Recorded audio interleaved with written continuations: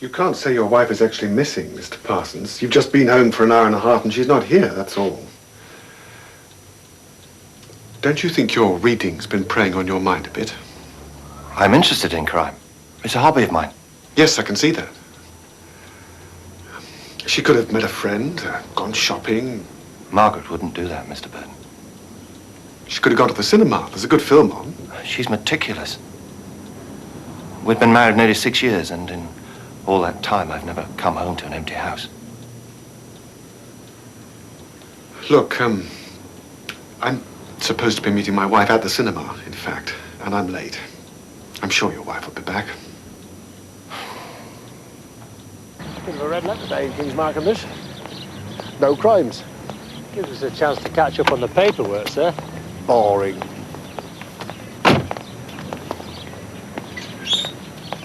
No lack of brass, is there, sir? Funny thing about yuppies. Always trying to get close to the gentry. Hoping that some of it will rub off, no doubt. Bit of dust off the skeleton in the cupboard. Do you fancy a half of the olive? I'll have a pint with you. Yes, sir. I think substantially your relationship with Mary's just fine. What does your Alice say? Alice? God, I'm not thinking about my Alice. I was just thinking about you and me, babe. You can't say your wife is actually missing, Mr. Parsons. She's meticulous. We've been married nearly 6 years, and in all that time, I've never come home to an empty house. Look, I can't stand this.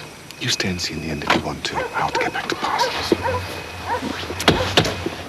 I should have married that barrister that was so keen on me.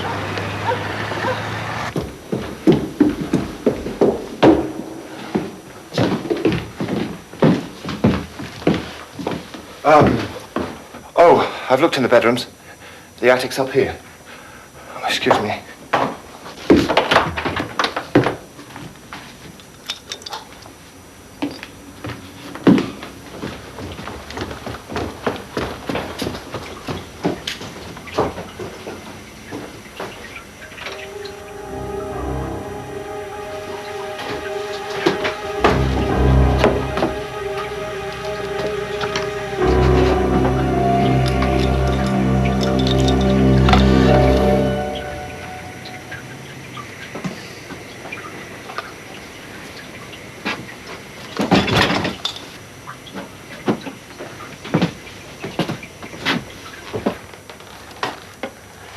I've reported your wife missing.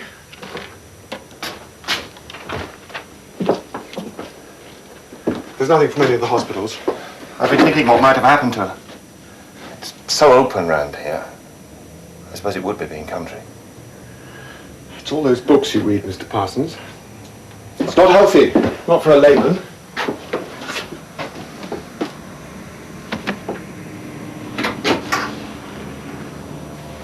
Have you got any idea at all where your wife could have gone? I've been trying to think. I've been racking my brains. What about friends? Her mother? Her mother's dead. We don't have any friends around here. We only moved here 6 months ago. Could she have gone out with some man? Of course you had to ask. It's routine inquiries, isn't it? It's in all the books. Could she? It's laughable. Margaret's a good woman. She's a lay preacher at the Wesleyan Chapel down the road. She's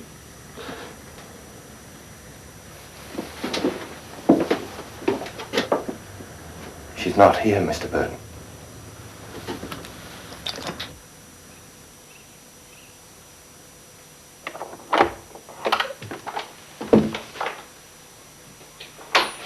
Ah, here you are, Fabia. Turn out the light, darling. Come and look at the moon with me.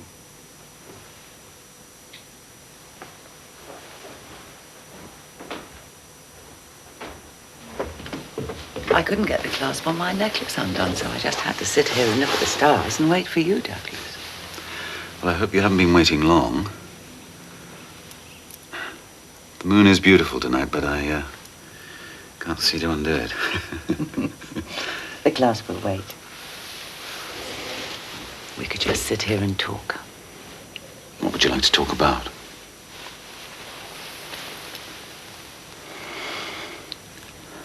Love.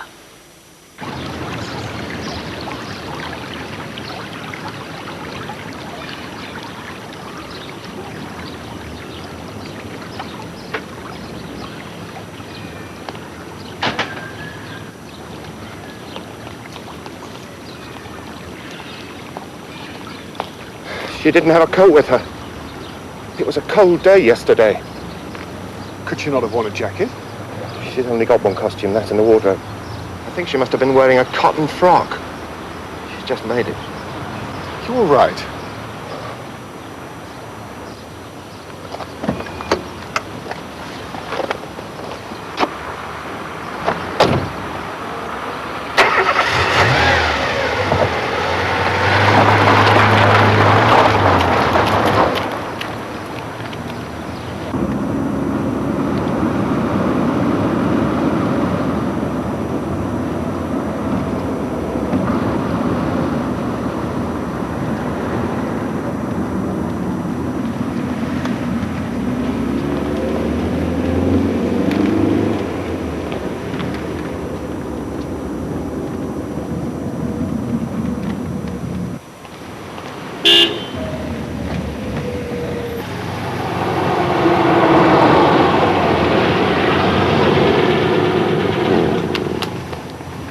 Morning. So have you still got beans? All goes on just as if nothing had happened. Just as well. Helps you keep a sense of proportion. Got the photograph?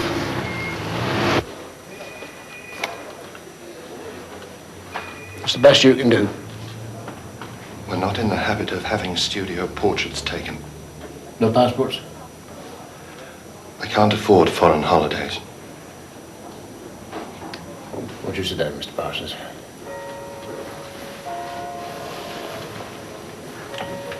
We shall need a description of your wife.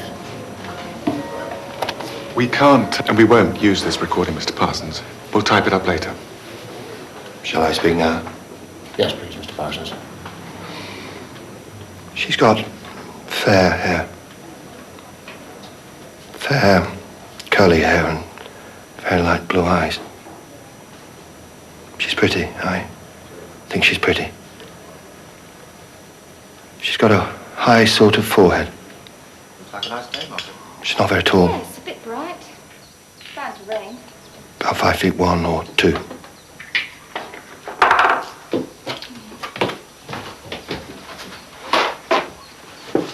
Here you are. Oh, yeah.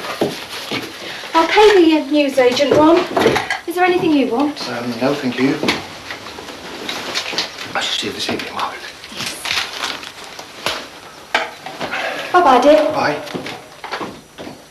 If she went shopping, she would presumably have had a handbag. She never carried a handbag. She doesn't smoke or use makeup, so she wouldn't have need of a handbag. Just a purse. And a key. The key was on a silver chain with a horseshoe for good luck. And then you went to work. How? Bus, train, car? I always catch the 8:37 from the marketplace. Margaret didn't come to the door. She never did. Margaret's a religious person. She didn't kill herself. She wouldn't kill herself. Worrying time for you, Mr. Parsons. We'll do our best to find your wife for you.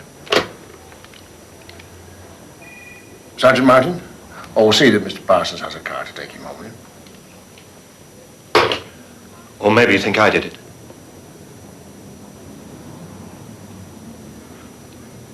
I know how your minds work. I've read it all up. Mr. Parsons is by way of being a student of crime. Crime? What crime? Sir? Thank you, Mr. Parsons. Sergeant Martin will see you home. I take the day off, Mr. Parsons. Get your doctor to give you something so that you can sleep. Mr. Parsons? She's run off. A bolter. That's what my old dad used to call them. Seems a little more than that to me. Oh? Yes. I think he's given us an accurate picture. Oh, well, do the usual checks. You near by sight. Drag the Kingsbrook if you like. A bolter. You mark my words.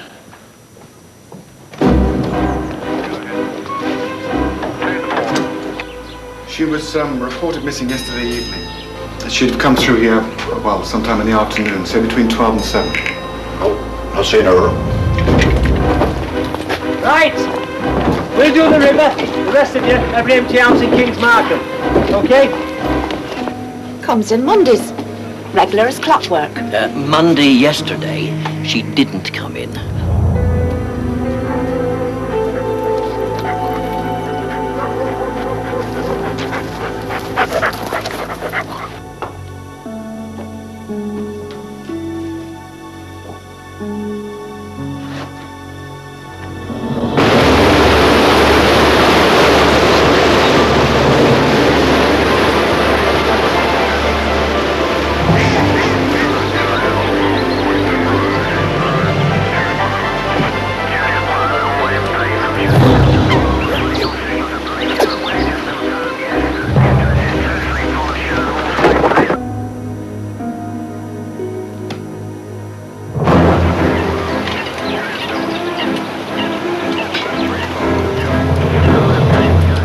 Me. Margaret didn't make friends easily. We kept ourselves to ourselves. Chops again. So difficult to know what to have when there's only two of you. I was brought up in a children's home. Thank you. When Margaret lost her mother, she went to live with her aunt. Oh, and this rain hood. Her aunt died while we were engaged. Where did you meet, Mr. Parsons? In London. Balham. Margaret taught in an infant school, and I had a bedsit in her aunt's house.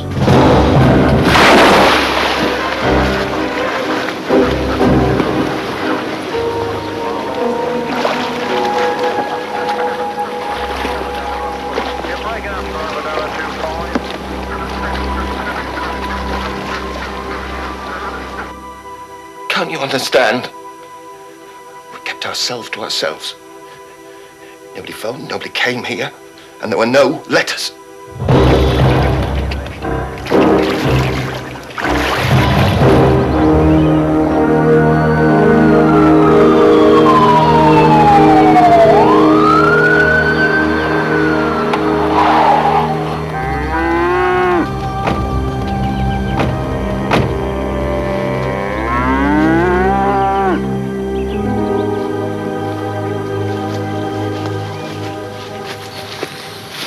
Jousts, then? No. I got some photographs. Stuff. Her limbs Rigidly. Stiffened too rigidly.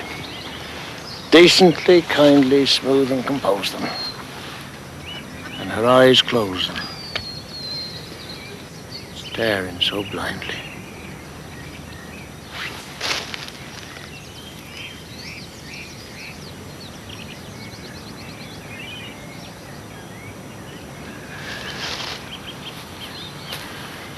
Oh, well. Oh, well.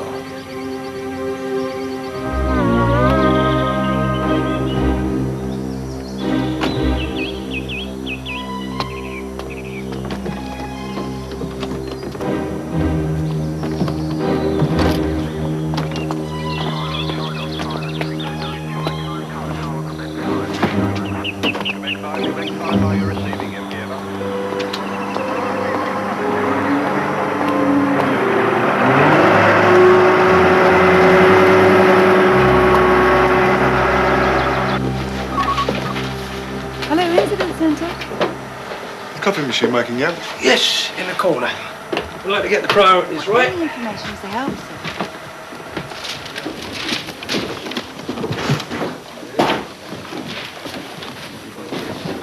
How did he take it then, sir?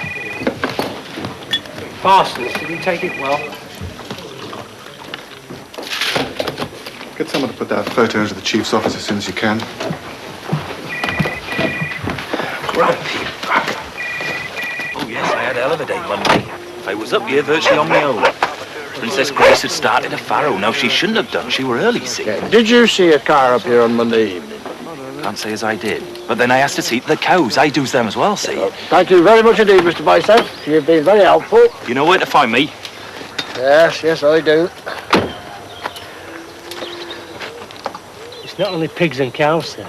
I've heard he can talk the hind legs off a donkey. Not the only one then, is he? Will you able to get the registration number? You've got to be positive about it, Reg. At least you've eliminated everyone at Pruitt's farm.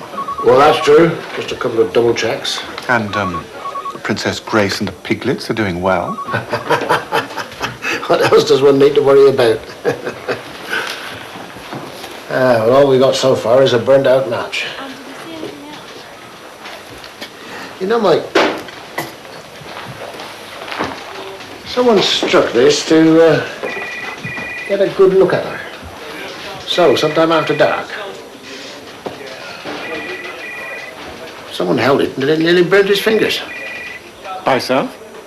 When he found the body this morning? No, it was light enough for him to see everything. No, whoever struck this match wanted to make sure that he'd left nothing incriminating behind him.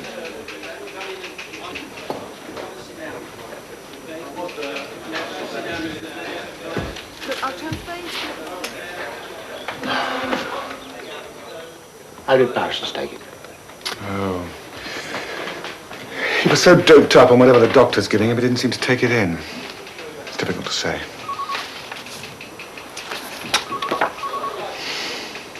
Must be a dreadful shock, even if you're expecting it. Has the time of death been fixed? Sometime on Monday. Pathologists have told him that. Sometime between 12:30 and... What time did you say Parsons rang you up on Monday night? Exactly 7:30. I had to go and see a film with Jenny, so we were keeping an eye on the time. So, time of death between 12:30 and 7:30.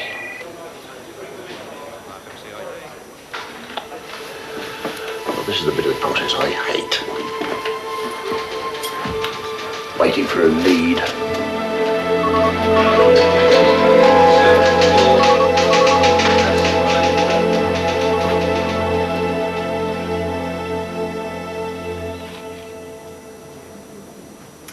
Parsons could have done it. Yes. Husbands and wives have very strong motives.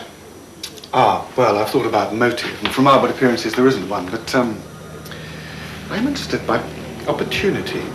Well, I'm all ears. All we've got so far is a burnt-out match. Quite. Oh, we also know that you went to Green's and bought a rainhood, which is missing. And a couple of chops for supper.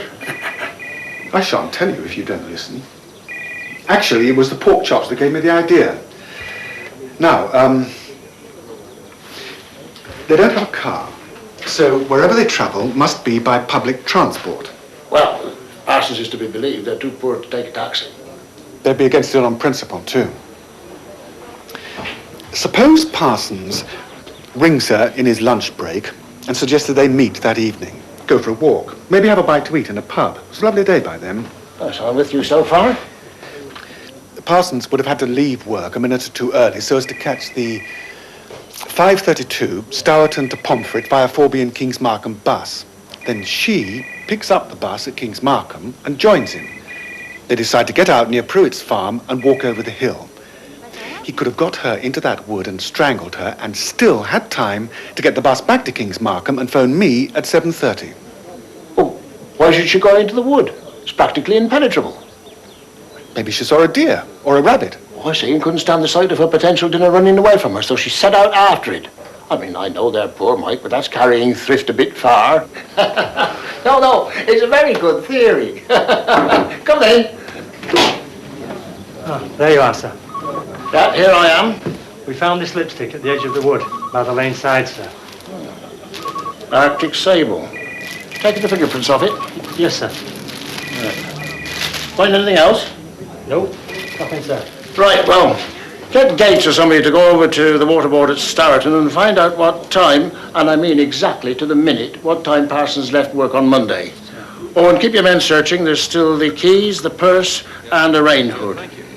And get on to the CID at Balham. I want all the information I can get on Parsons. By the way, sir. So, she didn't catch the rabbit, but Parsons caught her. And then he said, "Stay still a minute, my dear, while I just slip this round your neck." Yes, all right, you've had your fun, but you take my point about the time. Yes. Otherwise, I wouldn't be checking. Parsons says that she didn't wear makeup. That's just a brand new lipstick, which hardly been used. I want to find the owner of that lipstick. Delightful shade. But I don't suppose your business is with the colour, Inspector. You're quite right, Mrs. Davidson. Debbie Davidson. I think I was one of the last Debs to be presented and the name stuck. Do you carry this line of lipstick, Mrs. Davidson? I doubt if you'd find it anywhere else in King's Markham. I don't suppose you could tell me who you sold this one to. I'm pretty sure I shall be able to. You see, I do have a regular clientele, what you might call a segment of the affluent society. Yuppies to you and me, Inspector. Arctic sable, 4 gone. Janie Clements from the Warren had 2, one for herself and one for a friend. Mrs. Darrell had another. What's the story, Inspector? The story? Well, it doesn't strike me as the most obvious thing for a policeman to be doing. I know. Mrs. Mizzle had one, clapped her hands and said, "That's exactly me." Can you remember when these lipsticks were sold? They came in last Thursday. They've been going like hot cakes. Mrs. Mizzle bought hers on Monday, no doubt about that. Mrs. Darrell, aren't you going to be a sport and give me the gossip? That's all right, yeah. We'll try again tomorrow, lads, all right? Hold it on, have you? Just for the day, sir. Now, what's the answer from the water board? Damn. I haven't even had a chance to wash my hands yet, sir. Sorry, yeah. I asked Willoughby to do it, sir. How did you get on, Mike? Oh, very well. The lipstick was bought in King's Markham. It was bought by Mrs. Mizzle. Oh, wife of Mizzle the garage. That's right. And if it wasn't bought in King's Markham, we've got a nationwide search on our hands, have we? How did you arrive at Mrs. Mizzle? Because only 4 were sold and I eliminated the other buyers. All right? And you got your knees brown and you know your job and... I'm sorry. Let's keep our fingers crossed with Mrs. Mizzle. Having a nice chat, are we? What's the information from the water board? Parsons left work at 5:30, Gov, or a little later, so he certainly couldn't have caught the 5:32. And how long have you been sitting on this information? Oh, never mind, never mind. He could have been in luck. The bus could have left late. No, sir. The bus driver remembers Parsons getting on the bus on Monday night. Well, that puts paid to your Parsons theory, didn't it? Come on, Mike.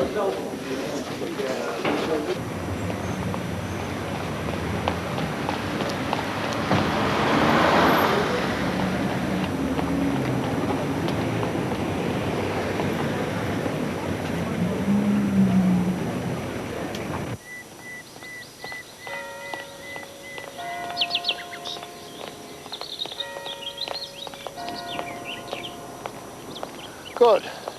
There's someone in. No shortage of lolly here. You'd have to own a pile like this to throw away 14 quid on a lipstick. Arctic sable. I suppose it's what Mrs. Davidson meant by a segment of the affluent society. Mrs. Mizzle? They're all out. Mr. Mizzle and Mrs. Mizzle and the children. Ow! Stop it! Yeah! Hey, cut it out, you two. Now, come on. Yeah! Horrible! Got it all over my coat now! I said stop it! Ugh! Yeah! Not in my mouth! Stop it!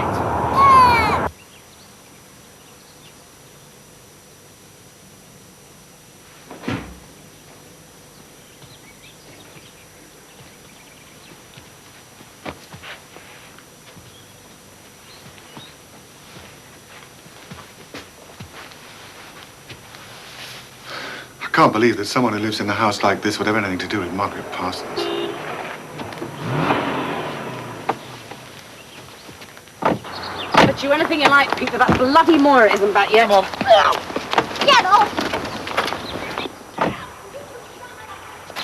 Sick to my stomach with these bleeding kids. Mrs. Mizzle. And how many policemen? I don't believe this.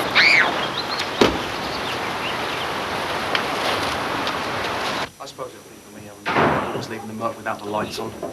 Mrs. Mizzle, Yes, I'm Helen Mizzle. What the hell do you want?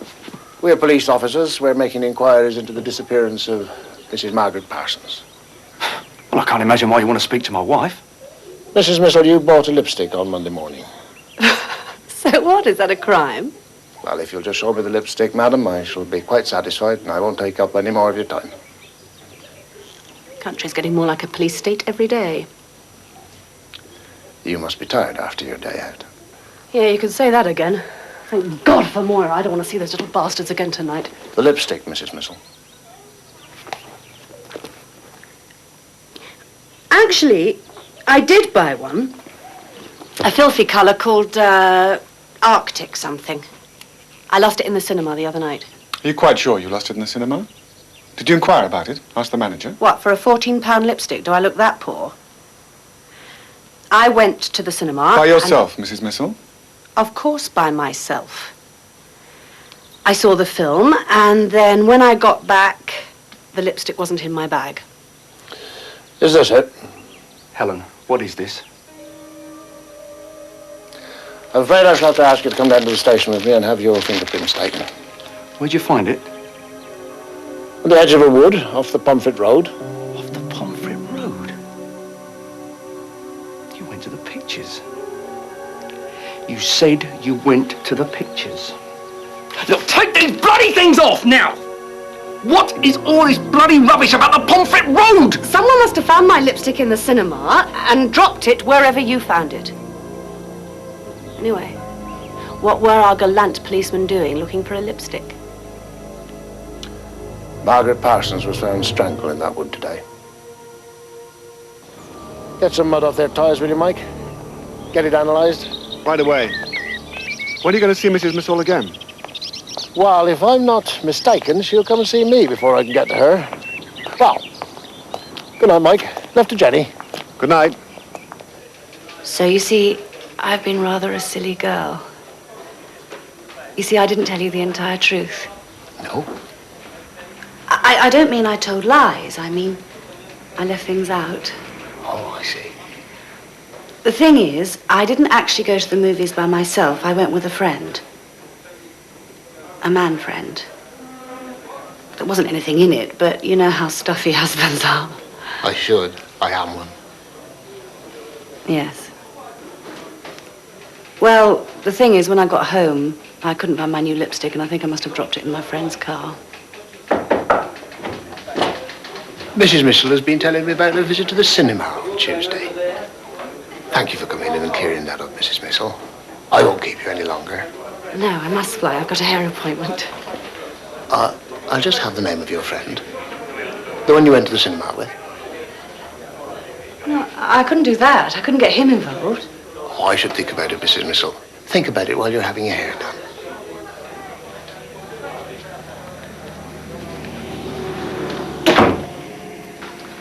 Do you want to know where her car was parked on Monday afternoon? Tabard Road. Bright red and a tiger stuck in the window. You know, Mike, while she's having her hair done, I think I'll just step over and have a word with that girl of theirs, Moira. Oh, by the way, no trace of cow dung on their tyres. Parked in Tabard Road, was it?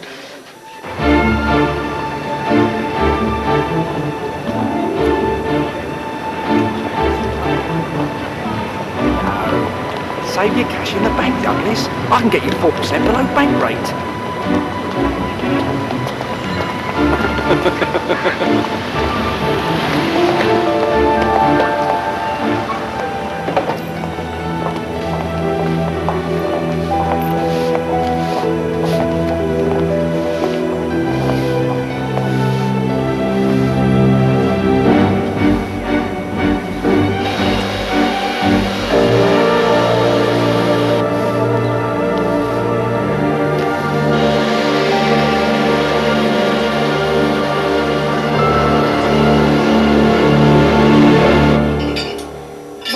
morning she went shopping. What about Monday afternoon? I gave her some lunch and then she had a wee lie down. Then she went out in her car. What time was that? 2:30, 3.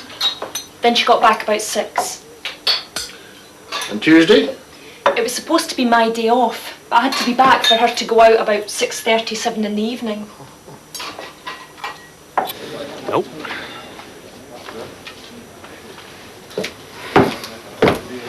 Mrs. Mizzle's waiting for you, Gov. Been thinking it over, Mrs. Mizzle? About Tuesday night. Oh, come into the office. Sorry, Sergeant. I don't recognise any of them. About Tuesday night. Frankly, Mrs. Mizzle, I'm not interested in Tuesday night.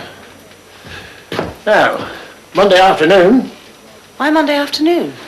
because Mrs. Parsons was murdered on Monday afternoon, and your lipstick was found a few yards from her body.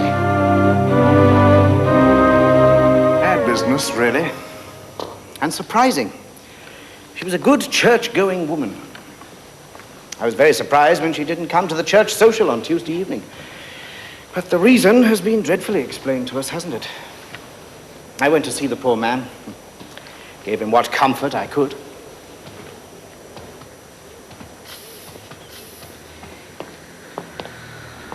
She was a virtuous woman, Mr. Burden. Not given to lewd thought or light behavior. She neither drank nor smoked, you know. She was an example to my congregation. She was lured. I went to the movies on Monday afternoon because I needed an alibi. An alibi? What for? Because I went out with my friend on Tuesday night. Oh, I remember. You went out with a man friend, but you couldn't tell your husband that. No. Yes, I told my husband I was going to see a film. And that was on Monday afternoon. You drove your car to the pictures, Mrs. Mizzle. You live 100 yards away from the cinema. Moira's been gossiping to you, has she? Well, I've talked to her in the course of my inquiries, but then I've talked to a lot of people, Mrs. Mizzle. It was early closing.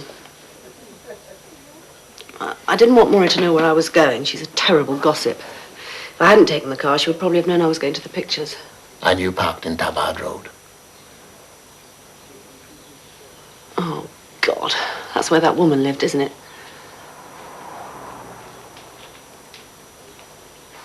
You're trying to manufacture some sort of a confession, aren't you? Well, you can't pin anything on me. The truth is all I want, Mrs. Mizzle. I've told you the truth. I went to the pictures on Monday afternoon because I needed an alibi for Tuesday night. So if you were catechized, you'd know what the film was about. A very wise precaution. A pity you didn't keep the ticket so that you could prove your story. Yeah, well, it stands to reason I'd throw away the ticket for Monday in case my husband found it. It would have blown your alibi. I can't believe a word you say, Mrs. Mizzle. I think you parked in Tabard Road and transferred your friend's car. Now, what did you do on Monday afternoon, Mrs. Mizzle? You were out from 3 until 6. I swear to you, I went to the pictures on Monday afternoon. Did you know this woman? No, I didn't. I don't think so, no. There's some doubt, is there? No, there is no doubt. She's not the sort of person I'd be likely to know, is she, Chief Inspector? What did you say that your gentleman friend and you did on Tuesday evening? Just drove round the lanes. The lanes round Pruitt's farm? I don't know where Pruitt's farm is. All right, Mrs. Mizzle. You bought the lipstick on Monday morning. You could have lost it on Monday afternoon in the field where Mrs. Parsons' body was found. Now, if I'm to believe your story, you say that you lost it on Tuesday evening. Now, you tell me the name of the man that you were with, and I'll check the story with him. No, I'm not going to tell you. I won't tell you. You can't keep me here. No, I can't keep you. You came of your own accord. But I shall have to know.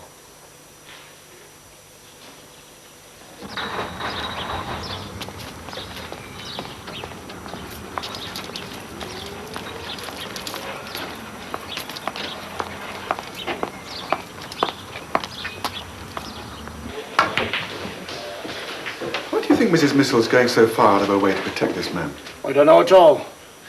Trouble is, I don't think she can any longer tell the truth. I think we should let her have the day to think about it, and then stroll over this evening when Mizzle's in. Don't think you're supposed to actively enjoy this sort of interrogation, Reg. Well, she's totally amoral. I want to know more about the Parsons, man and wife. Funny setup. In what way? Apart from the obvious poverty and penny pinching. Well, if they're as poor as Parson says they are, why isn't she out working? We need to move this case on, Mike. We need a break. If it was unpremeditated, he would have had to use whatever came to hand to strangle her with. Those rain hoods fold up like strings, don't they? Who? Oh, never mind. Tell me about your wife's life. There's nothing to tell. She was like me. Ordinary.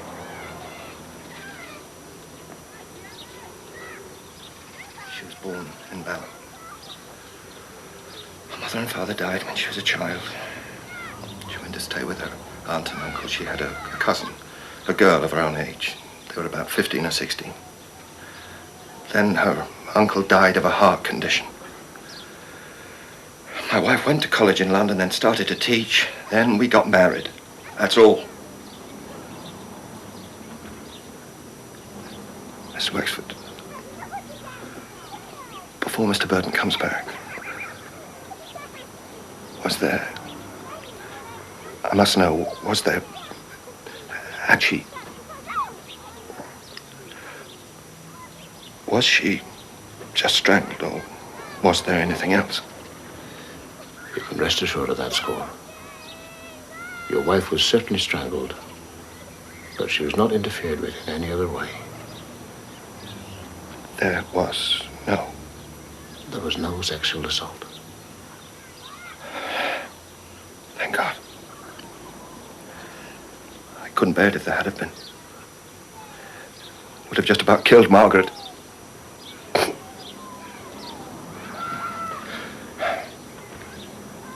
Although they'd be punished in the sight of man, yet is their hope full of immortality. Here we are, Mr. Parsons. I put plenty of sugar in it. You feel better when you've had this. Yes, thank you. You told me once that your wife would have taken her front door key with her. How many keys did you have between you? Mine and Margaret's. Just the two. She kept hers on a ring. The ring had a silver chain with a horseshoe charm at the end of it. I gave it to her when we came here. The purse was a brown one. Brown plastic with a gilt clasp. Do you know anyone called Helen Mizzle? Mizzle? No, I don't think so. A tall, striking woman with blonde hair. Her husband's a car dealer, owns the Mercedes garage. We didn't know people like that. A lot of snobs. We don't fit here. We should never have come here. Hasn't he come back yet? Well, can't you get a message to him? I see. Well, just tell him it's very important he rings Helen Mizzle as soon as he gets back. I had a good look round whilst I was making the tea. Couldn't see the plastic rain hood anywhere. What about the bedrooms? No, nothing. I don't know much about it, but these books aren't rubbish, are they? Well, it just crossed my mind. Dora and I used to go to book sales, second-hand bookshops in the old days looking for bargains. We found some, too. This O'Macayan here is a first edition in mint condition. Well, it has to be worth a few bob.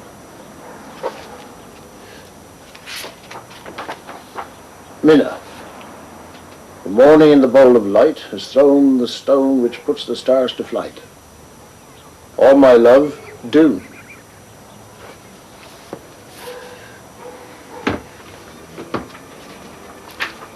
Look at this. Minna, I promise to bring back with me what thou with transport will receive. All love, Doon. Well, Minna, whoever she is, didn't receive it with transport. Well, she didn't even want to cut the pages, look. Look at it.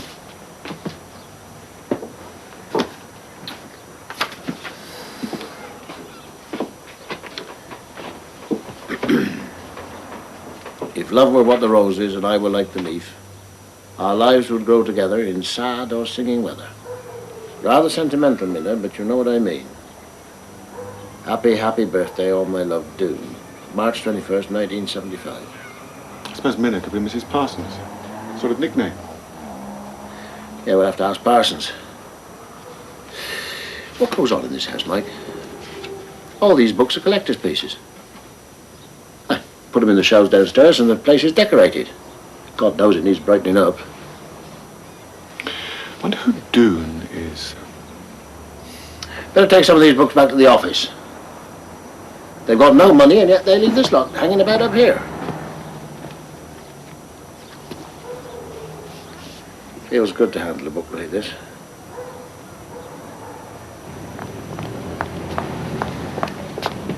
Where the hell are you rushing off to? She's just going into the beauty shop. Buying another lipstick to lose in a country lane, are we? I've told you, that's got nothing to do with me. Somebody must have found it in the cinema. Why don't you let me have a word with the chief constable? Get the fuzz off her back. I can't stand them prowling around. For God's sake, don't make a spectacle of it. Hello, Peter. I was just rushing in here for some moisturizer, darling. We're going to see you tonight. Yes? Looking forward to it. So is Douglas. 7:45. Why don't you walk Fabia home? No. I'm going to wait here and walk you home. Hello, Helen. Did you want another Arctic sable?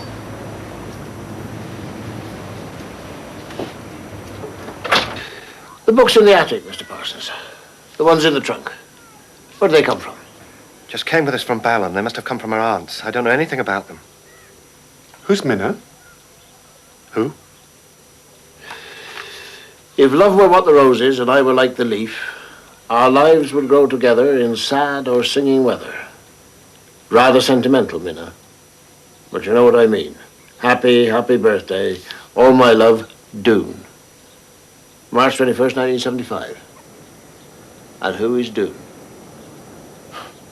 Search me. I've never heard of Doon or Minna. I can't make it out about the date, though. Margaret's birthday was the 21st of March. 4 days since the murder, and all the evidence you have is a lipstick. I mean, do you realise what the press are going to do? Are doing? Well, it'll be a slow one, so it'll have to be taken step by step. There's no apparent motive for this murder, but I do believe that we had an important clue today. I just don't see where it fits in. Reg, let me take you into my confidence.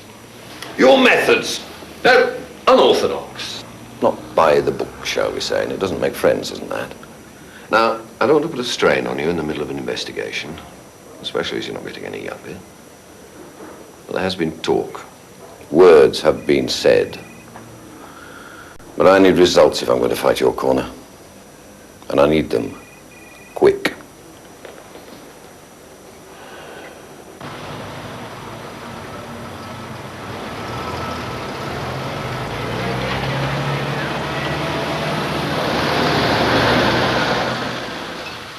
What did Freeborn want? Well, at first I thought he was going to ask for my resignation, but he was satisfied with biting my head off. Why did Doon print the passages, Mike? Why didn't he just write them? I don't know, just clutching at straws. Days now and nothing.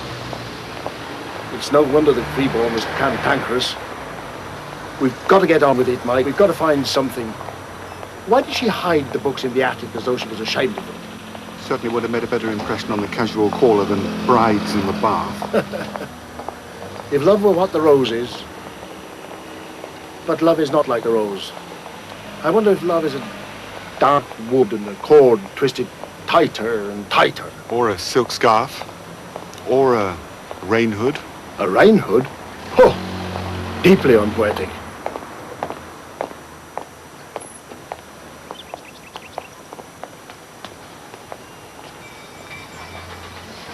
Our lives will grow together in sad or singing weather.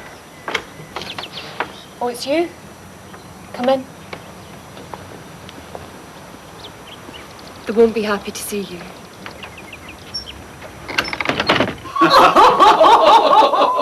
The police, Mrs. Mizzle. Oh, good evening, Mr. Quadrant. Good evening, Chief Inspector.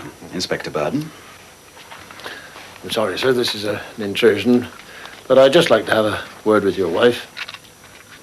I'm sick of this. We're being hounded. My wife has given you an explanation, and that should be good enough for you.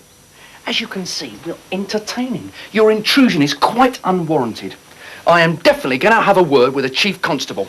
This is a murder inquiry, sir. Don't worry, Pete. I'll take Mr. Wexford into the study.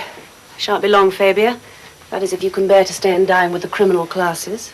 You sure you don't want Douglas to come with you? As your solicitor, I mean. Don't be long. This is a bloody impertinence. I want my dinner.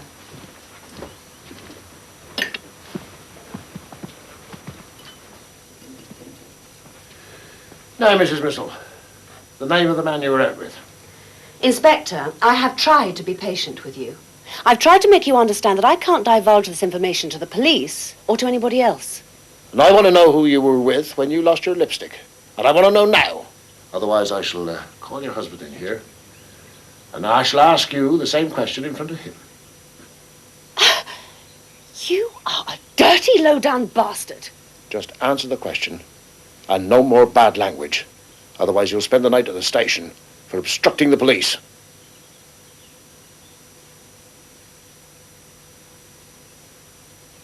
It was Douglas Quadrant.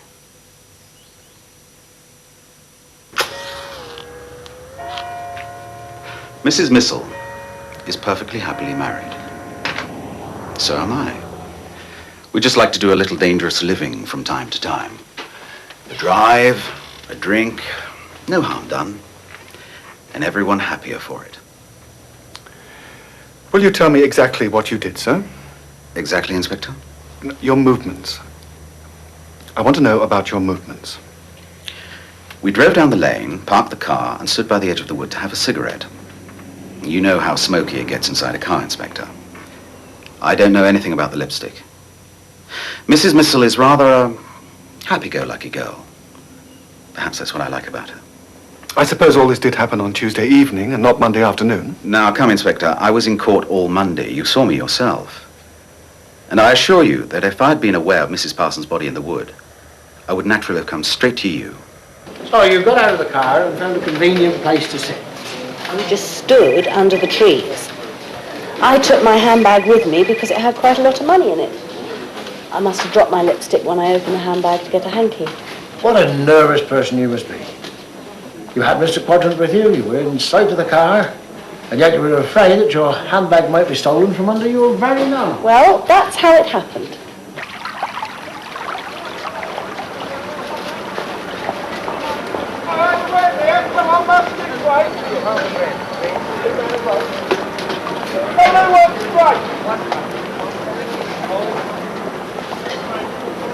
Good morning, Mike. Morning. What are you looking so happy about?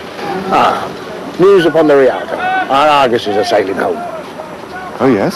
Report from Balham. Margaret Parsons lived in Flagford. She lived in Flagford when she was 16. She lived and loved here as a girl. She was killed here when she returned as a married woman. Now, is there a connection? I'd like to see the report. Oh, so you shall, but I'm going to celebrate by having a sticky bun in a coffin. Want to join me? No, thank you. All right.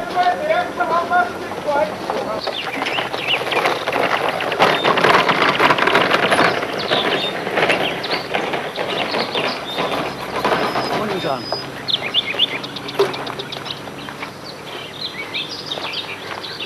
Here it is, Mike. Read it when you have the time, in case I've missed anything. She was born Margaret Iris Godfrey, 1959, March 21st. Her mother and father were killed in a road accident. Margaret goes to Flagford to live with her aunt and uncle and their daughter, Anne. Then her uncle dies. Don't have much of a grip on life, do they? The three women return to Balham. Margaret goes to Teachers Training College. Anne marries Wilbur Katz and goes to the States.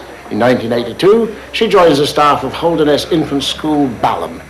In 1985, her aunt dies and she marries Parsons. Things go badly for them in London, and then he gets a job transfer to King's Markham. They moved here 6 months ago. I wonder if Mrs. Wilbur Katz kept in touch with her cousin. You're missing the point, see? Just as I did. Margaret Godfrey went to school here, Mike. If she went to Teachers' Training College, she took her A-levels here. Well, there's only 2 schools. Well, she didn't go to the convent. She's a Methodist. Oh, then there's only 1 school. I'll check her out, shall I? Yeah, class of 76. Somebody must remember her. Oh, Fanny Fowler will. Fanny Fowler? Oh, she's still headmistress. Oh, yeah, she'll remember her. She used to be a cracker when she was young. Oh, really? I've only ever met her at parent-teacher evenings. Oh, I've only admired from afar. Would you like to go and see her yourself? Oh, thank you. I shall be at the inquest. It is death still seething where the wildflower shakes its bell. The skylark twinkles blue, and the pain of loving you is almost more than I can bear.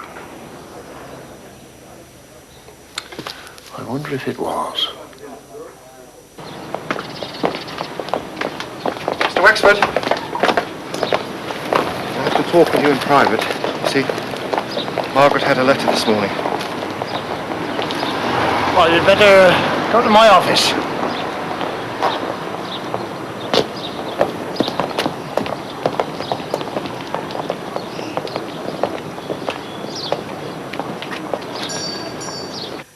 Poor Margaret.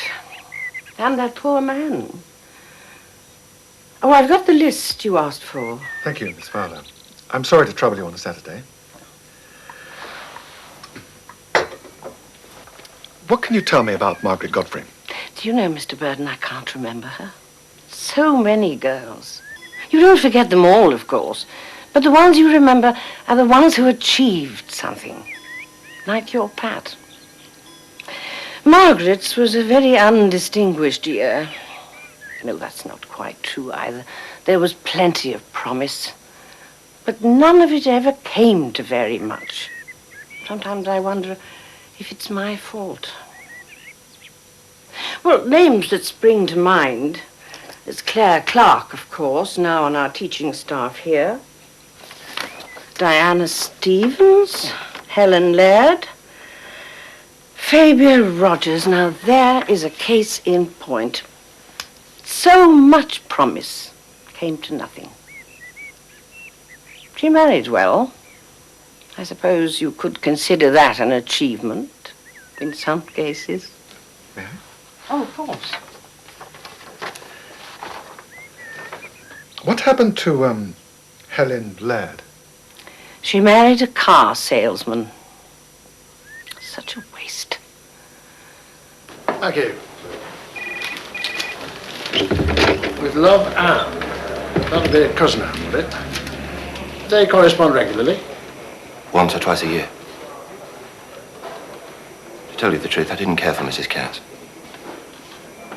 She'd write and crow over Margaret about what luxuries they'd got. Then you have met up with Doon again, have you? I can't believe that Doon is still keen. You always had a suspicious mind, but if meeting Doon means trips in the car and free meals, I wouldn't be too scrupulous. We weren't those kind of people.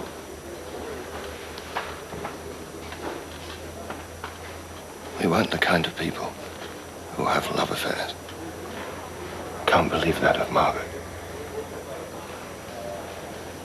She was a good woman, Mr. Wexford. A good, loving woman.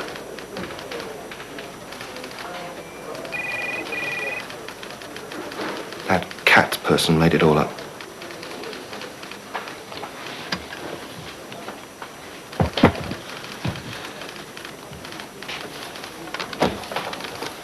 Did she ever talk to you about Doon? Never. What about the books? I told you they were in her aunt's attic. I've never heard of... what's her name? Minna. Never heard of her. I put Martin and Willoughby onto tracing some of those names. You'll be very interested by a couple of them. Somebody's trying to be clever. Mrs. Quadrant, I understand. We didn't ask her, and she had no reason to tell us she knew Mrs. P. Mrs. Bloody Mizzle gets right up my nose. Not know Mrs. P, indeed. They were in the same class. I was going to forget all about that cinema ticket, but I'm not sure that I will now. Why pick on me? Fabian knew her too, and lots of others. Mrs. Mizzle, I've given you more warnings than I would my own mother. Now, I'm quite within my rights to charge you with being an accessory. Tell me about Margaret Godfrey. If I do, will you promise to go away and not come back?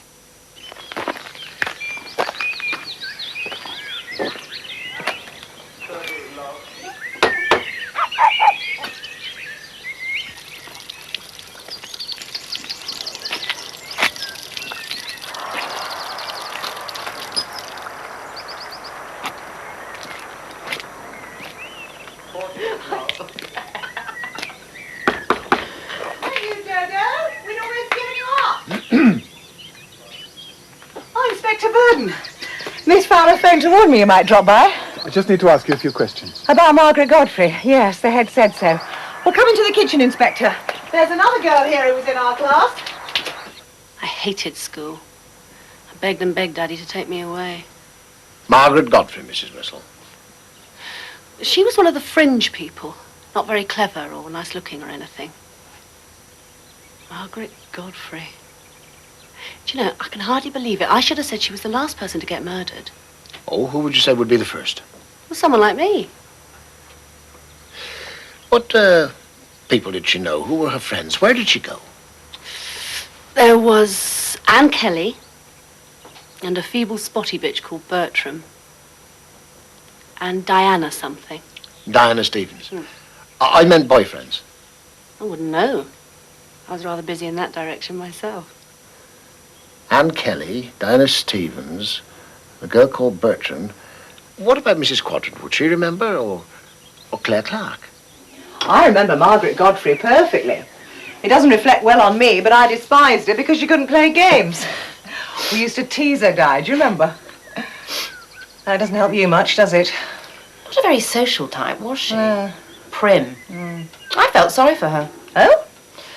Went around with Sophie Bertram, didn't she? Yes. What a mess. In what way? Of course. Why should you know? Sophie committed suicide. We used to sit in a kind of garden, a wild old place. Fabia and me and a girl called Clark. I see her around sometimes. And the Kelly girl and Jill Ingram and Margaret Godfrey. We were supposed to be working, but we didn't do much. We used to talk about... oh, I don't know. Your boyfriends? No. No, you've got it wrong. Not then. Not in the garden. We used to talk about our dreams. What we were going to do with our lives. I wanted to act. They wouldn't let me, my mother and father. My father. Yes, it was my father.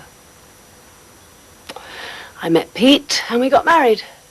Story of my life. You can't have everything. No.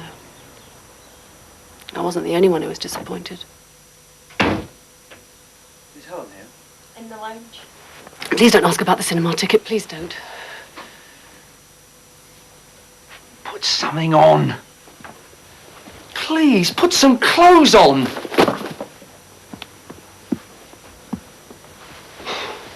What the copper saw. Come to see the peep show, have we? Your wife was able to help me. I bet she was. Kind, was she? That's a speciality of hers, being kind. Right, now, you can start on me. Where were you on Monday afternoon in Kings Markham, Mr. Mizzle? The name of your client, Mr. Mizzle. Your car was seen in Kingsbrook Road, Mr. Mizzle. Well, don't you want to know what I was doing there? Nobody saw me. I could have strangled that woman! I know where you were, Mr. Mizzle. You just told me yourself. You were checking your wife's car in Tabard Road. So she was very keen on him, was she? Talk about soppy. Do you mind if I hold your hand, Margaret? I thought you'd break a blood vessel, Claire. What was his name? Dudley Drury. On my sacred oath, Dudley Drury. What a name to go to bed with. She never did, not on your sweet life. He's still around, if you want to trace him. He lives down by Stoughton Station. I didn't see her at all after her family moved away from Flagford until a few weeks ago. We met in the high street and had coffee. We discovered we'd gone our separate ways and... well... Can you tell me what you talked about, Mrs. Quadrant? Oh, changes in the place. People we'd known at school, that sort of thing. Did Margaret Godfrey have a boyfriend? Can you remember anyone?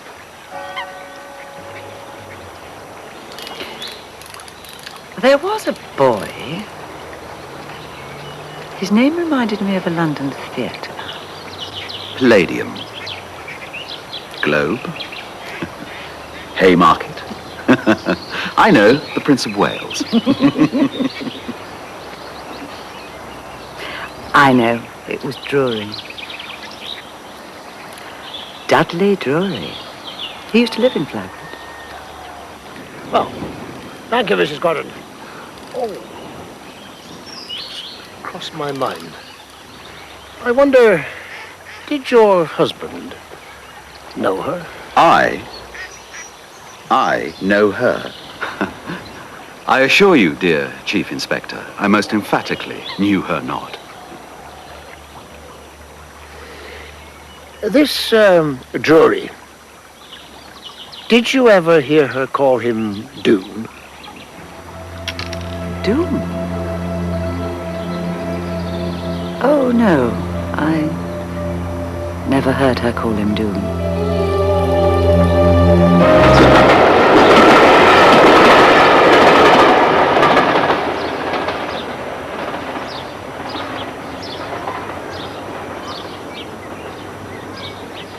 Tell me about your relationship with Margaret Godfrey, Mr. Drew. Well, it wasn't a relationship. It wasn't? Oh, she was one of my girlfriends. Just a kid at school. I met her at chapel and took her out, what, a dozen times? When did you first take her out? 12 or 13 years ago. Man cannot live on wine alone, Minna. But this is the very best bread and butter. Farewell, Doon, July 1976. It's a liberty. You're taking a liberty. Where did you get that book, Mr. Drury? Look here, she gave me that book when I was taking her out. You don't believe me, do you? Well, my wife will tell you. It's been there ever since we've been married. Why did Mrs. Parsons give you the book? I don't know. It was the summer of 76. We were in her aunt's house and this parcel arrived. Margaret opened it. She looked sort of mad and just chucked it down. I picked it up. Why did she give you the book? Well, I asked her for it, if you must know. I thought it was a smutty book and I wanted to read it, if you must know. Have it if you like, she said. Minna had got fed up with this Doon. I thought she was sort of ashamed of him. Minna? I started calling her Minna then, because of the name in the book. Well, what have I said? Well, don't look at me like that. When did you last see her? She went away in the August. No. Her uncle had died. I mean recently. Well, I saw her last week. Well, that isn't a crime, is it? Minna! Hello, Minna! What are you doing down here? Hello. Come to see how the country folk live? Oh, no, we live down here now. We? Ah, you're married now, are you? Don't say it like that. I expect you are too, aren't you? Yeah, and got 2 daughters. Oh, good for you. Ron and I haven't got children. You'd like Kathleen. That's my wife. Oh. Give me your address or phone number. We could get together. And did you telephone her? Of course I didn't. I was going to, but then when I read in the paper that she was dead. What were you doing on Monday, between 12:30 and 7? I was at work. I work in my uncle's hardware shop in Pomfret. What time does the shop close? 5:30. But I always try and get away early on Mondays. Look, you won't believe me. Try me, Mr. Drury. I know you won't believe me, but my uncle will tell you. My wife will tell you. Where is your wife, Mr. Drury?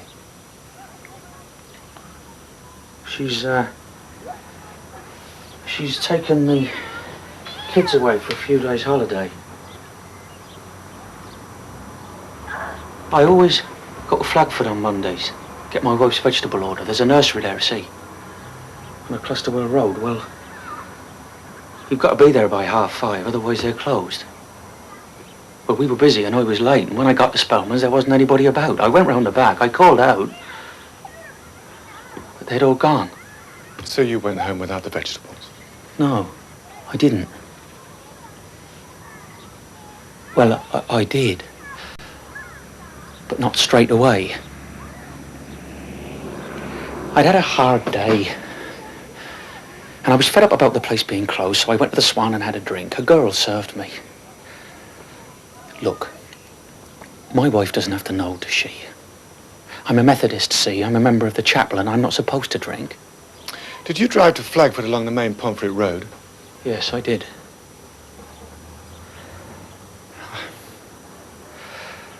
I drove right past that wood where they found her. Get on to the Swan, will you, Mike? Can I use your phone, Mr. Drury? You can do anything you like, apparently. Yeah, it's through there.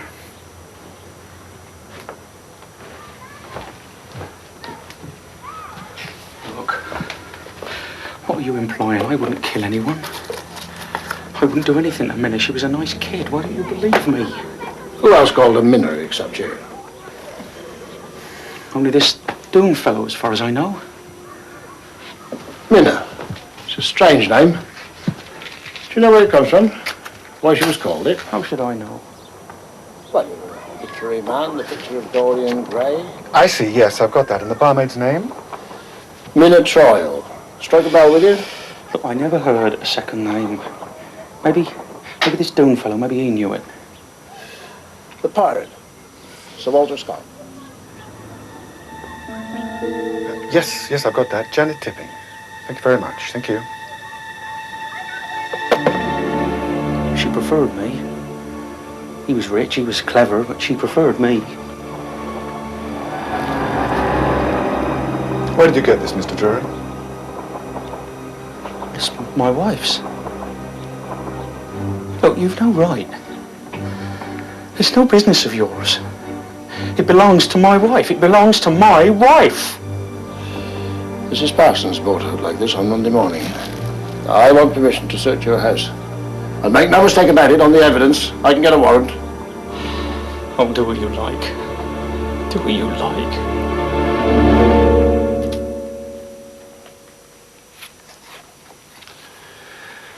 Can Drury really be Doon? Well, it doesn't fit my fancy. Not a bad idea, eh, Mike? There you are. No, there's no need to go. We'll talk about a burnt-out mass, that's all we've got to talk about. She was last seen at 12. She was killed sometime before 7. Now, what was she doing all that time, Mike? And what was Drury doing? Nursing a half-pint of bitter at the Swan, apparently. Have they found that barmaid yet? Martin's looking into it. Drury was very frightened, wasn't he? They'll be turning his house inside out by now. Be even more frightened then, won't he?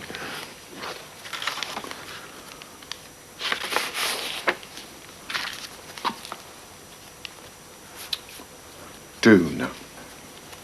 Doon. It's a surname, isn't it? Like in Lorna Doon. No E. Oh, sorry, I spoke. Parsons knew nothing about him. Helen Mizzle knew nothing about him, but the Quadrant's dead. I think I'll walk over there and have a little talk with them. Oh, not this evening, Reg. Look at the time. They may be entertaining. Well, I haven't found them very amusing so far.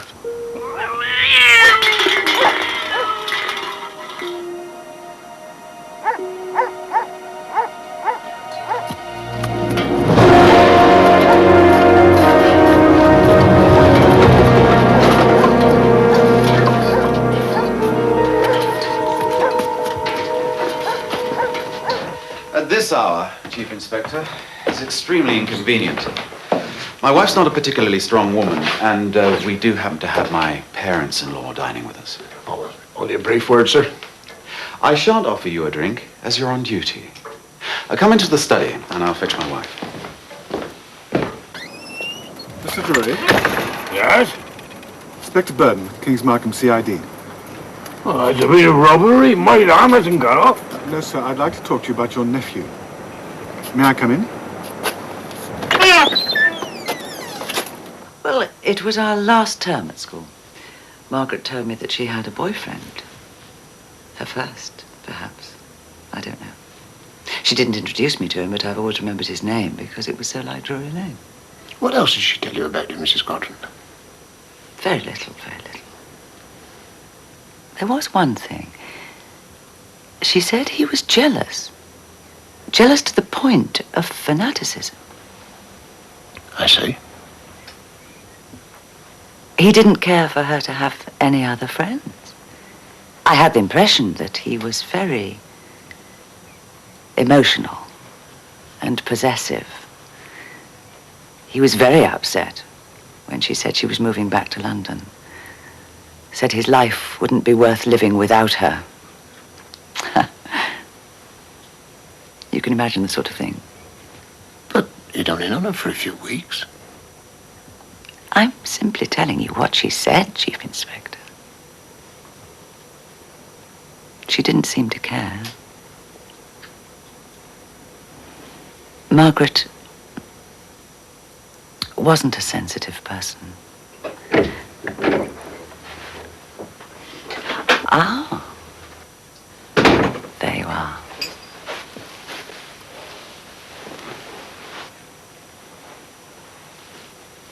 Chief Inspector Wexford and I have been talking about love.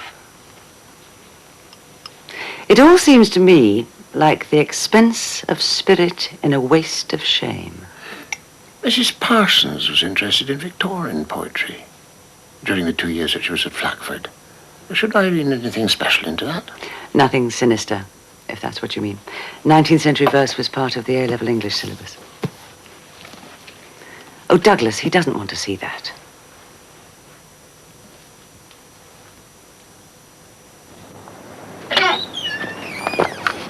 Thank you very much indeed, sir. 5:15. Gets earlier and earlier. On Monday could have been 5 or 5:15. Thank you, sir. I think he's frightened of that wife of his. If she told him to, he'd bugger off at midday. Thank you very much indeed, sir. Mind you, he's not a bad worker when he's here.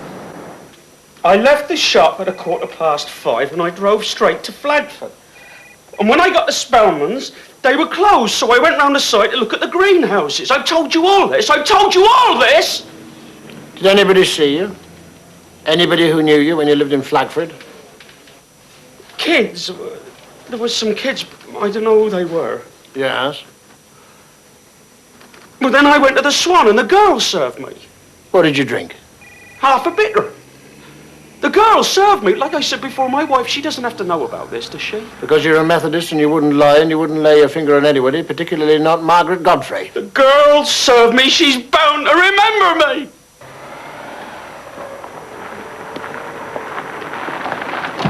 Okay, miss. Go for that door now. Yoo! Yoo! Can I be of assistance, Miss Clark? Oh, hello. Fanny's cop. Hello. Look, I found this photo of all of us. Di took it years ago. I just thought whoever was in charge of the case might like to see it. Thank you. I'll give it to him. Oh, heavens. I'm so sorry.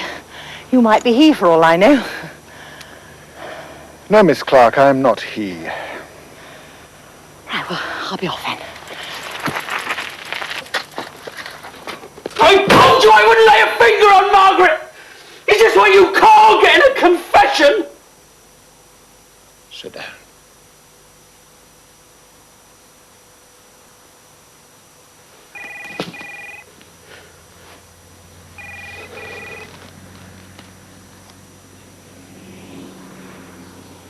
Gave her a lot of presents. Books. Doon gave her those books. Doon, not me. Doon. Picture of Dorian Gray. Where did you keep it? Did you think it might shock her? Here you go again. Trying to trap me. I've already given you a copy of my prints, Hen.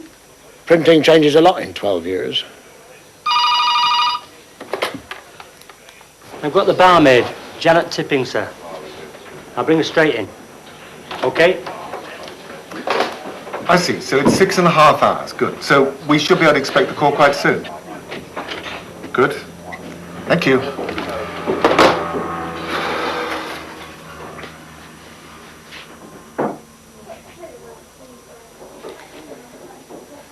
I could have served him. I mean, I serve hundreds of fellas with bitter. You must remember. You've got to remember. I'll do anything. I'll give you anything if only you'd remember. Do me a favour.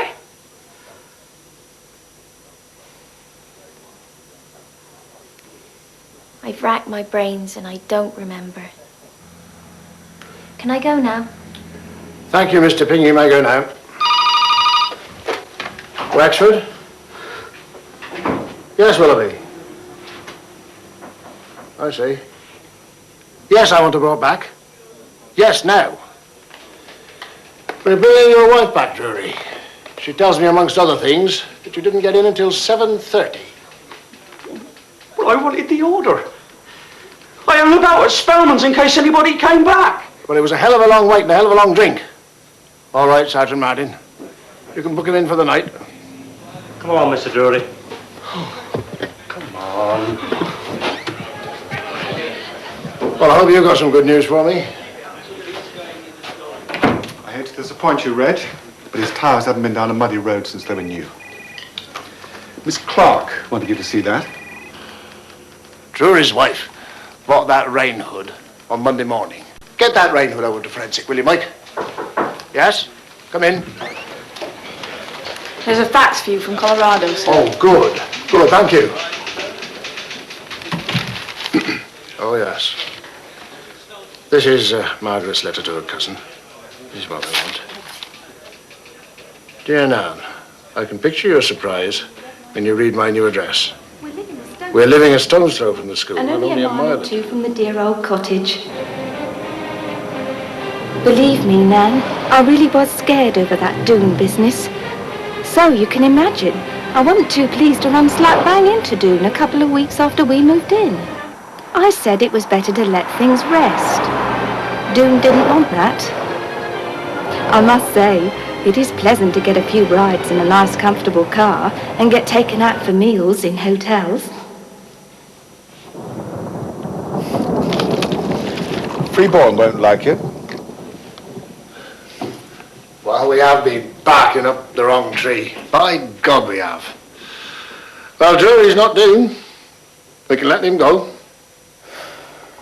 When Doon and I were younger, I really don't think that either of us thought it could be anything else but friendship.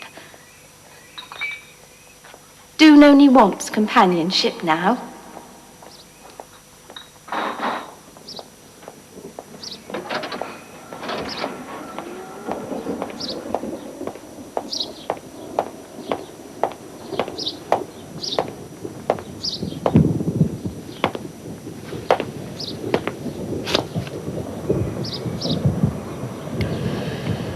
Such closets to search, such alcoves to importune.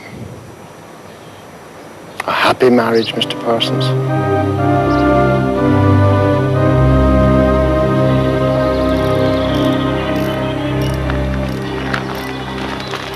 You're right so far. You'll never prove it. With a little bit of luck, with a little bit of luck. Now, Mike, in we go. Quiet as church mice. Stout.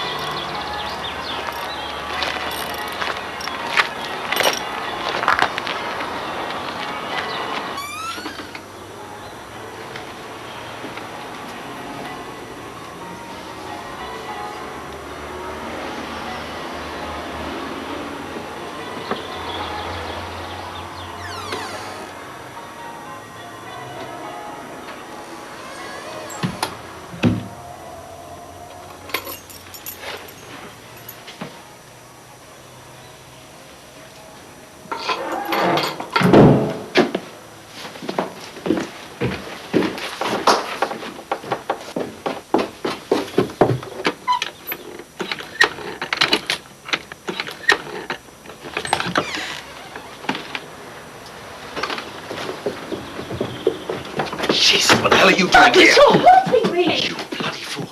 You put everything at risk by coming here. I had to see you. You said you'd meet me yesterday, but you didn't come.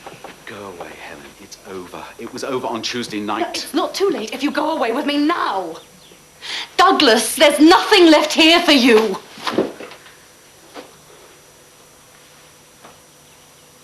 So, little Meg Godfrey lived here, did she? What were you looking for? Making sure you left nothing behind. You knew I had to come. You knew I'd come as soon as you told me about Parsons being in church all day. Now go away, Helen, while there's still time. What were you doing Tuesday night, Douglas? Returning to the scene of the crime? Get out! Get out! Nobody's going anywhere. Oh, my God, why wouldn't you come when I told you? Except upstairs, to the room where Minna kept her books. The books that Doon gave her. The case started in this house, so it might be poetic justice if it ends here. All the poetry books have gone, Mr. Quadrant. As Mrs. Mizzle said, there is nothing here for you.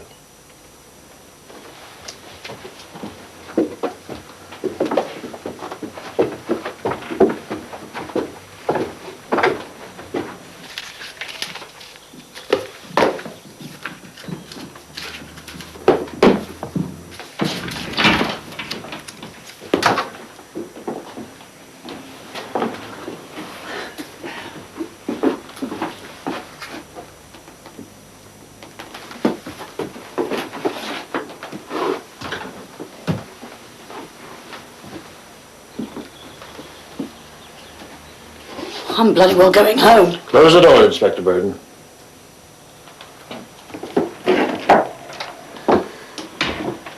You sit down in that chair, Mrs. Mizzle.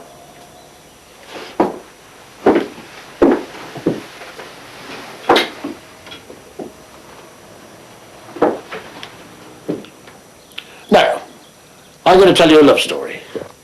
The story of Minna and Doon. Miss Clark wanted you to see this. Oh, do buck up your ideas, Meg.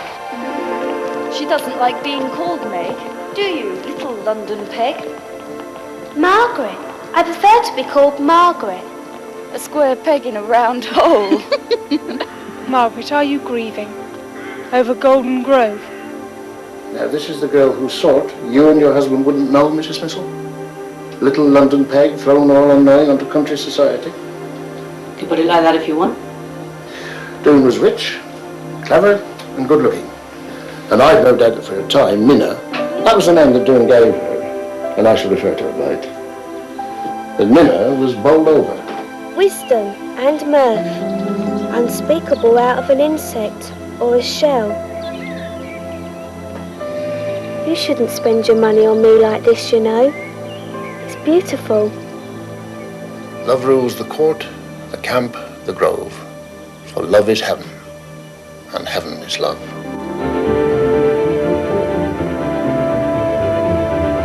This was a love of the mind. Nothing physical entered into it. Doon, in spite of wealth, intelligence, and good looks, had one disadvantage. For Minna, this was not the love she longed for. All the expensive books that Doon gave her, she was to put into a trunk and never look at again. For Doon, this was a passion that would never die. I suppose it could be best described as a pathological obsession.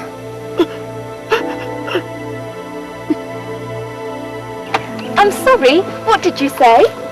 You're an arrogant man, Mr. Quadrant. When we discovered that Minna was missing, you knew we had. You saw us drag the Kingsbrook. You realized that the mud from that lane could be found on your tires. Well, I hope you haven't been waiting too long. You knew our methods. Well, it's beautiful tonight, but I can't see to undo the clasp. You knew you had to cover yourself. You realized that you had to take your car back up that lane on some legitimate pretext. No. That evening, you were meeting Mrs. Mizzle. No, that isn't true. Sit down, Mrs. Mizzle, and shut up.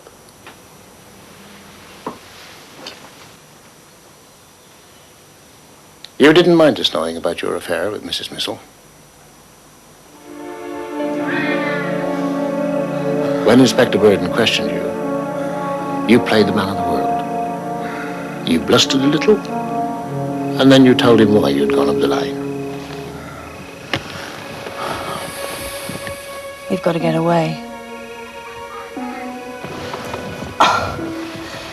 Life doesn't hold anything for either of us at home. Douglas, let's go away.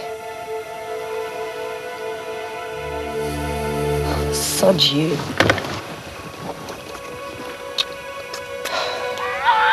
What we're doing doesn't hurt anyone. But if we suddenly... Christ.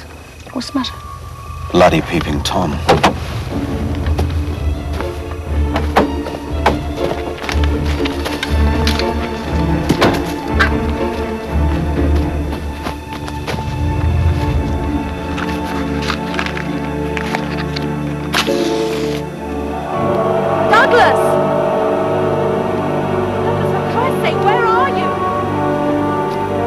Just coming, Helen.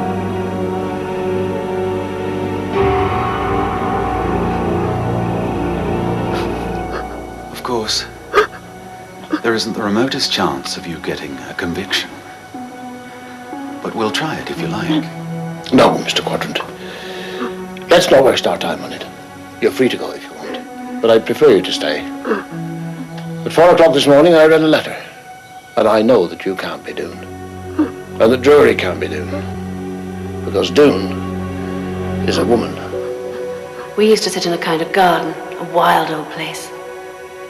And talk about your boyfriends. No, we talked about dreams. I just said I wanted to act. He went wild. You'd think I said I wanted to be a prostitute. Flying our true colours, are we? Sod you! I know I'm no Glenda Jackson, I said to him. But you haven't set the world on fire, have you? He hit me across the face.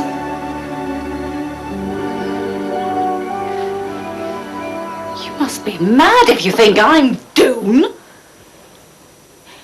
Well, I wouldn't have a revolting thing like that for another woman. It makes me feel sick. Mr. Burden, you can take Mrs. Mizzle home now.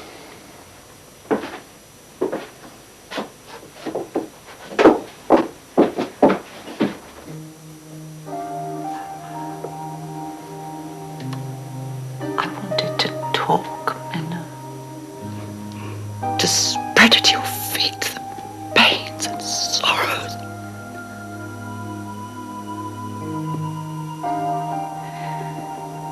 The anguish of a decade of despair. There is a reason why these persons may not be lawfully joined together in marriage. The vows you are about to take are to be made in the name of God, who is judge of all, and who knows all the secrets of our hearts. Therefore, if either of you knows a reason why you may not lawfully marry, you must declare it now.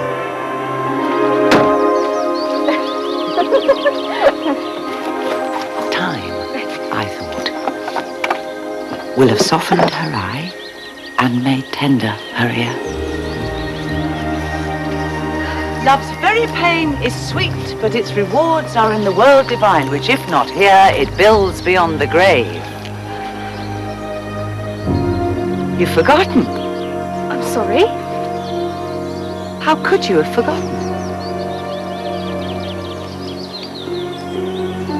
The flowers we gather,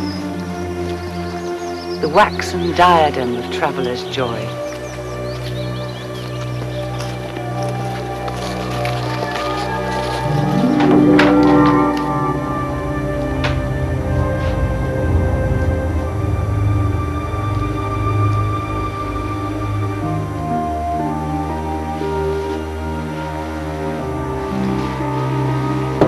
You must put your letters away now, darling. You're sorry she came back. As much as you love her, I hate her. Because I love you.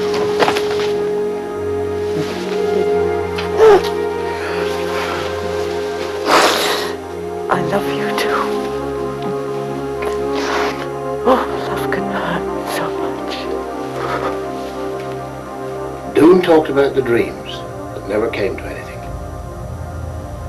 It was like this.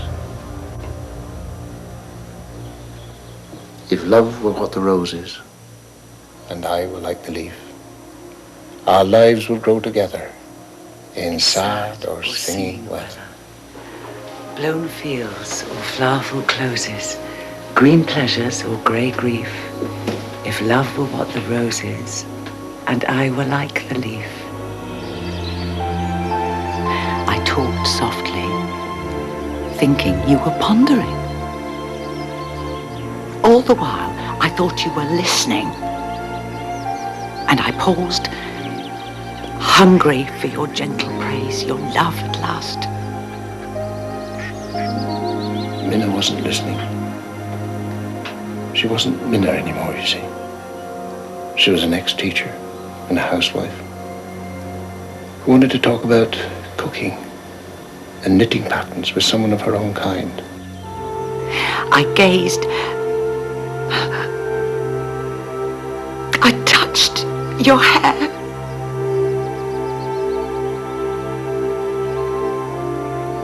Your eyes were closed. I knew it was too late. Too late for love. Too late for friendship. Too late. Margaret had gone to sleep. I don't say that she deserved to die then. But she asked for death. She did deserve to die. She did. I loved her so. May I tell you about it? Because you understand. You see, I had only my letters to write. No books. No poems. But Douglas let me write my letters. Didn't you, Douglas? He was so frightened. There was nothing to be frightened of. If only they'd let me love her. Love her. Love her. Love her. Love her. Oh, God.